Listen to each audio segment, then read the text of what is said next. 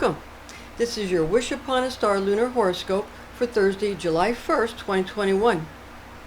The last quarter moon will be voyaging through the sign of Aries the Ram, and that brings enthusiasm, also authority, novelty, influence, attentiveness, also known to possess high degrees and levels of viability, and that's in regards to their personality traits.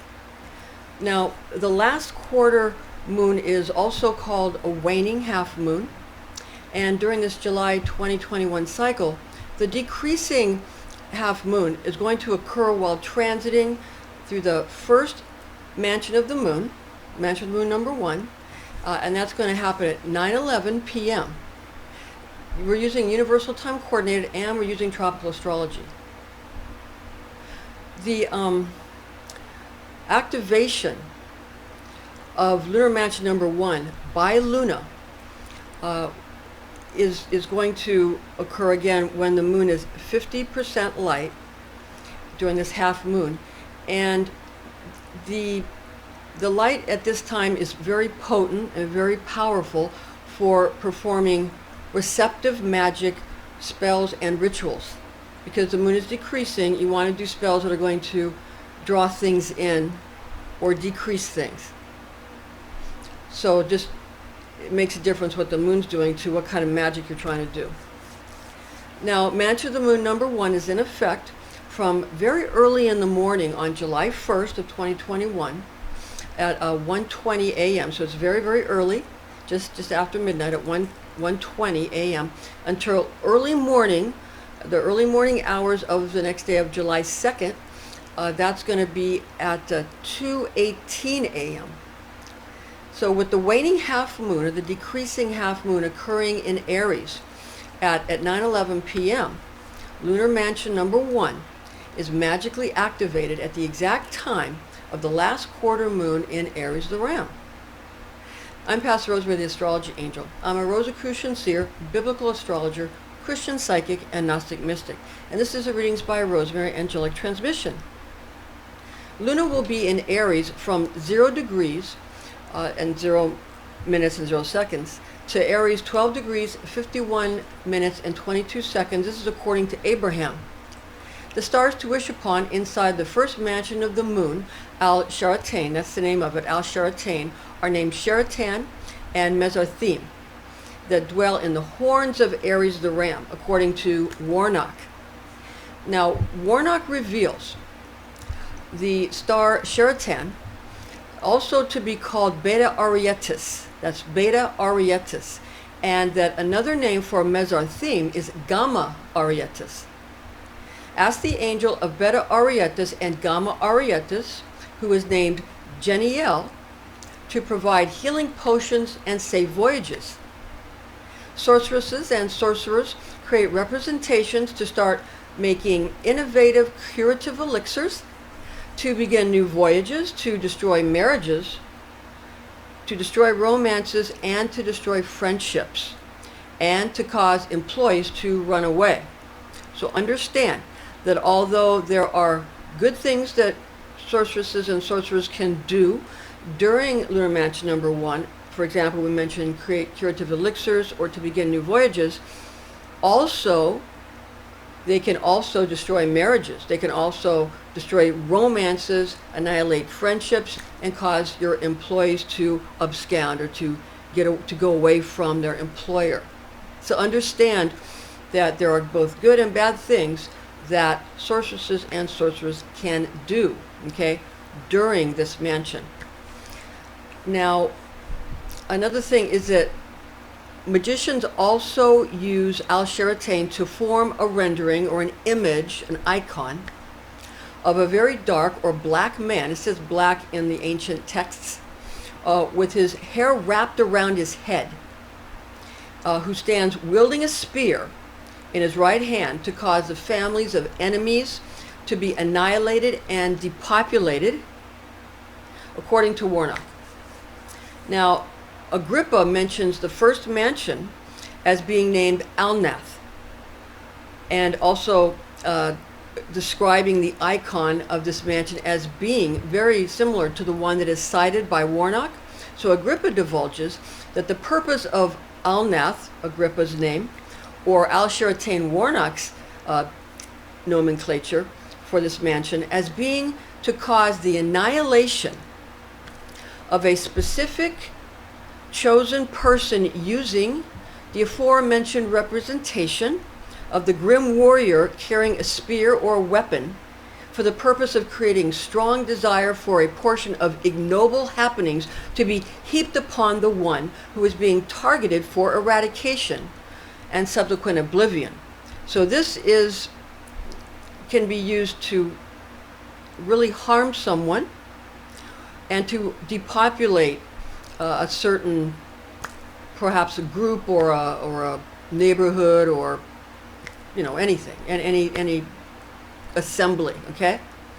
And these representations, understand, these representations have been used since time began, and for humans anyway, and also they have been used in plays, even in stories, in movies, in commercials, in TV shows, in theater, in pictures, artist renderings, statues, or just storytelling, any kind of storytelling. So these things are put into all the different, you even find it in different religions, where you have these same stories infused into all the religious stories, okay?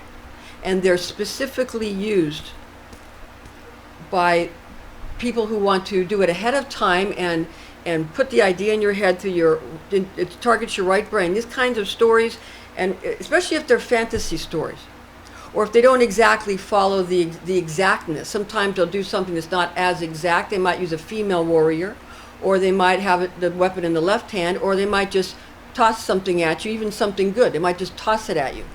So understand that the way magic works is it accesses your right brain, your creative brain, and the left brain logic is there to distract you. There's really not much going on with the left brain other than to distract you from what's being placed into your right brain through symbology, storytelling, theater, art, anything. Even religions use it, okay? And religions use it a lot, okay? So understand that. So building up religions and damping down the theater is only going to give power to one end of the spectrum. If everybody has this knowledge and can utilize it for themselves and know when it's being presented to them and recognize the mansions, then at least you have some degree of understanding. And understanding does indeed give you a sense of having some autonomy and some ability to have to keep your head on straight while all of these different images are being tossed at you. Oh, it's just a movie. Oh, it's just a play. Oh, don't worry about it. Oh, it's just a story. No, it's more than just a story. It's more than just a movie. It's more than just a play. It's more than just a picture. It's more than just a statue. It's something that is presenting you with something, and so you need to know what you're being presented with. Now, Agrippa also discloses that the representation of the dark, menacing combatant that we mentioned should show that his article of clothing be encircled around his body. So Agrippa mentions that the dark warrior, wielding the weapon, not only his hair wrapped around his head, but also his clothing wrapped around him, according to Agrippa. And also that his hair be formed from tresses or locks of hair. So maybe not wrapped, but tresses or locks of hair. So, or that his clothing be actually made from his hair. What Agrippa is saying is that the clothing be long tresses or braids or something, or long tresses wrapped around his body. Okay, so that's again, these are ancient. A lot of it comes from the Picatrix.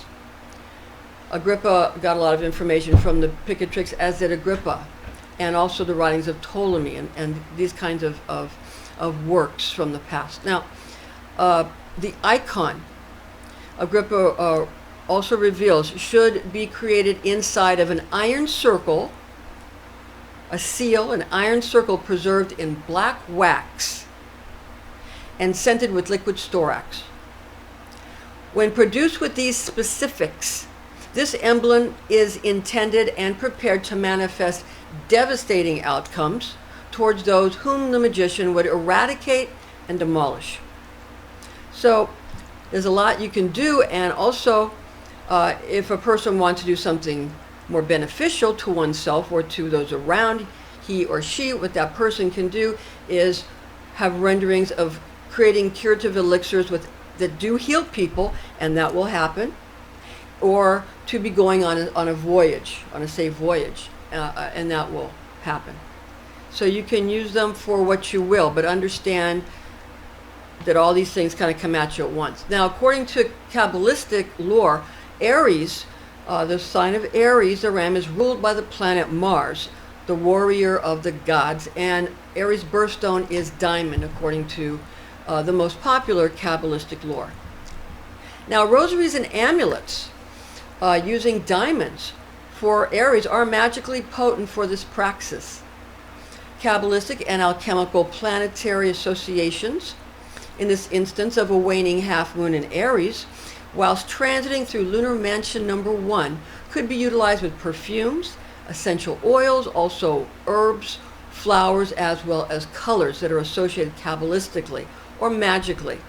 Now, relying upon which system you could be using. Now, mansion number 1 could be utilized in such a way that you would want to utilize a martial for the planet Mars type of association. Now, the planetary alchemical metals, in this case, since we're talking about creating amulets or magical jewelry or some kind of or a rosary, or a rosary is a magical talisman. A rosary is an amulet. Some people like to make big, heavy, square, paperweight-like looking amulets. Some people like to make sort of statuesque or statue-looking amulets, and some people like rosaries or beads or other jewelry that are amulets. They're all magical talismans, but they're all made, and the secret is in these lunar mansions and the solar and the lunar and that is going on at the same time. But also, what's more important than all of that is the stars that are the significant stars of these mansions, which are going to give you that information now, right now. Now, iron is a practical metal to use because it's associated with Mars, and it's practical for this operation since the metal is not going to be ingested nor injected for this function. Now, just to make a piece of jewelry or an amulet, you're not injecting it or taking it. So, like if you have high levels of iron, you would not want to ingest it or have it injected. And if you have low levels of iron, a doctor might put you on iron, but we're not doing that. We're just making things. So it's usable and workable for this function. So now, regarding the Aries birthstone of diamond, this could be used for amulet talismans as well as also for rosaries or for an iron. If you think about it, could be used for forming of a rosary chain. You could make a rosary out of diamonds for the beads, and you could use iron for the chain, or have an amulet with the gemstone being diamond and the bezel being made out of iron, and that would give you a very martial Aries type of talisman. Okay, so you see how this works. Now, it's important to note here that according to Vivian Irwood Robson, author of the book The Fixed Stars and Constellations in Astrology, the Greek astronomer Ptolemy attributes the stars which are located specifically in the head of the ram as being attributed to the planets of Mars and Saturn in regard to the planetary nature or the personality of this area of the constellation of Aries, which is Tale in Hebrew for ram. Now, this is that's how ram and it's Tale in the Hebrew constellation is called Tale. It means ram also. This is in contrast to the other portions of the body of the ram, where Ptolemy assigns differing planetary aspects. Now, since Ptolemy attributes the stars located in the head of the ram to be associated with the planets of Mars and Saturn, and since Mars is alchemically associated with the metal of iron, which is workable for this operation, this would be a magically realistic and potent choice to utilize when fashioning a rosary chain or a metal support, which could then attach diamond beads or sigils respectively. So of course we don't want to use Saturn, because the Saturn Association, for our purposes, some magicians who have the licensing and the skill to use lead, because lead can cause lead poisoning, so you don't want to use it in something you're going to wear, of course. So for our purposes, you don't want to use Saturn and lead. You would want to use iron, which is workable for our purposes, which you can wear and it's okay. Now, some people might want to use lead to make talismans that might cause more of a stern or a harmful happening to occur, as we talked about ignoble happenings. They might use that. But no one who doesn't have the skill or the knowledge or the licensing should do so, and it can harm. So understand that. Okay? Now, so Mars is used, the iron is used by Agrippa. It's recommended by Ptolemy, and it's safe to use. So, for our purposes. So, for making a rosary or an amulet or a ring or a necklace or a bracelet, iron and diamonds are great to use.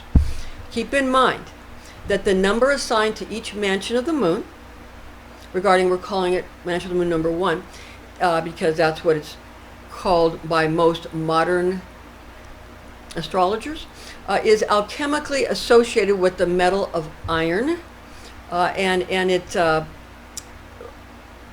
that it gives it, because the moon's going to be in Aries, so and Aries is ruled by Mars, so that's another Kabbalistic association. But some people say, well, they heard that in the ancient Arabic text, this mansion, Al-Sheratan, or what's using these stars of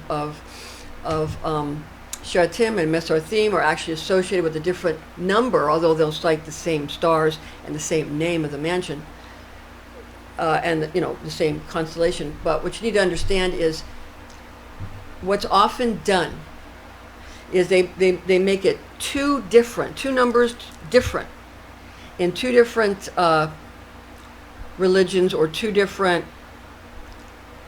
even cultures, or two different countries, two different languages. They'll make the numbers off by 2. Okay? Just like we have October, and octo means 8, but it's the 10th month. It's exactly like that. And why in America we use our measuring system is based on 12, as opposed to the decimal system based on 10, 2 apart. It's done on purpose. Don't hem and haw about why is it like that. It's being done on purpose. Why? It makes you do what? It makes you seek. It makes you look for the right answer, and well, was this one right or is this right? And it makes you study, and it makes you research. So it's done on purpose. Understand that.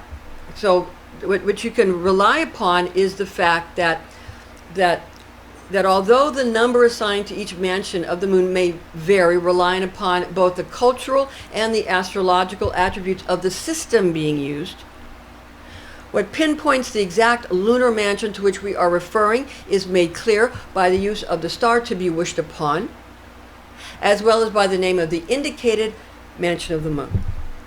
Okay, so that's how you know that it's the same one. By the star to be, or stars to be wished upon, as well as by the name of the indicated mansion of the moon. So that's why we're giving you both names, Al-Sheratan and Al-Nath, as well as the names of the star. You can call it, Sheratan and Mesarthim, or you can use some of the other associations. But understand that there are also, just to make it clear, it's Beta and Gamma Arietis is Al-Sheratan or Mesarthim. Those are their names for it. Now, we're going to give you some other correspondences, other Kabbalistic correspondences for lunar mansion number 1, and they are as follows. Now, the moon, when it's in Aries, that provides qualities of zeal, strength, innovation, and power. Also concentration. Also to be, it's going to cause a competitive personality. The planetary archangel for Luna or the moon is the Archangel Gabriel. God is my strength, the power of God, and messenger of God, a messenger of God, because Raphael is the messenger of God, though Gabriel is a messenger of God, but Gabriel is God is my strength and power of God. Zodiac angel for Aries, specifically for Aries, the ram is Melchizedek. Zodiac angel Melchizedek, whose divine tone is I am. Aries, I am. Yod-He-Vav-He. Other permutations, like a Taurus would be I have, and a Taurus would not be Yod-He-Vav-He. It would have a different permutation and arrangement of those 4 letters of the Tetragrammaton. Understand that. So the tarot card for Luna or the moon is the High Priestess. The High Priestess who sits between the pillars of Yakim and Boaz, and she sits with the crescent receptive moon at her feet, with the knowledge of God and the God power flowing over her and over the receptive moon. She's holding in her arm there, in her lap, a Torah scroll. Torah scroll. Tarot, Torah. And she has a cross on her chest, and she wears a triple crown of the triple goddess upon her head of the moon, and pomegranates behind her head. Now, also notice that the High Priestess is the right brain representation, the picture representing the moon, because the High Priestess represents the moon. The moon card in the tarot is for Pisces. The moon itself is this is a card associated which is also associated with the it's associated with the Hebrew letter Gimel, which means camel, and it's the path to the higher self, to Keter. And also it's associated with Psalm 119. If you go to Psalm 119 and you go to Aleph, Bet, Gimel, the 3rd Hebrew letter, it's not in all Bibles, but it's in many Bibles. That you read Gimel, and that's also associated with the moon and with the High Priestess card. So where the High Priestess is, the tarot cards are the right brain. The key, it unlocks the Torah, which is the Torah is the lock. The Torah and the High Priestess, the images are the key that unlock the story in the Torah. So that's why they don't let you, that's why they used to keep, picture in Yentl. Remember Yentl with Barbara Streisand? It said picture books for women and scriptures and texts for men. They kept it separate, and then only, of course, when the husband and wife came together did they create the child.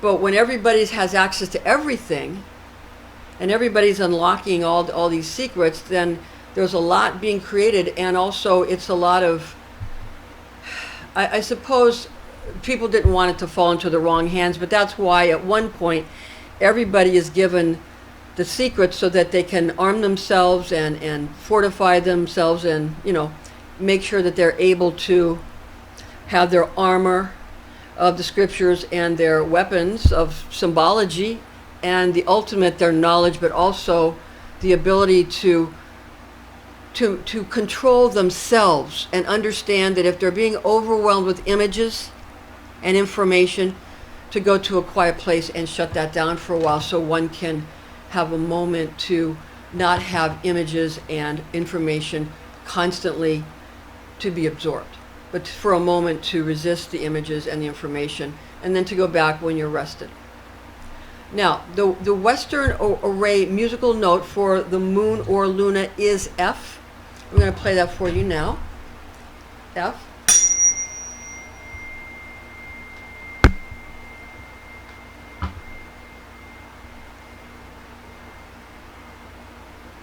That's the healing note for the moon, for the High Priestess card. Now the card for Aries is the Emperor. The Emperor. The Emperor, he sits on his Emperor's throne. He has, in his hand, he's got a staff that is his power, the male power. In his other hand, that's the receptive feminine power, where he has the orb. That represents his receptive feminine power. With the staff on the other hand, that represents him, his projective power. Like the moon, we said receptive or projective. Each person, their right and left sides, of course relying upon whether you're right or left-handed, or, you know, which side is which, but you understand what we mean. You notice the head of the ram up here on, and also on each of these, yes? Excuse me for bumping the microphone here. But, and he has those strong mountains behind him and that Aries color of red. The Emperor, very strong card. Associated with Aries, the ram. And all the martial and the implications. But the Emperor is very, you can see he's seasoned. And he's got the crown of kingship. So he looks to, you know, of course he has some self-control, and he's wearing armor as well. He's wearing armor as well. So he's not just going out and taking that martial energy, that warlike energy, and just doing whatever he wants with it. No, he's purposefully ruling his kingdom in an organized fashion, in a healthy fashion, in a strong fashion, in a way that you can rely upon him as you rely upon, you know, the sun and the moon and the planets and the stars that was placed there by the Creator as the Creator's great clock. Astrology is just knowing how to read the great clock of the Creator, or of God. So understand, the architect of the universe. It's just how to read it. Now also, the Western array musical note for Aries is the note of D. Okay, D. And we're going to play that note for you now.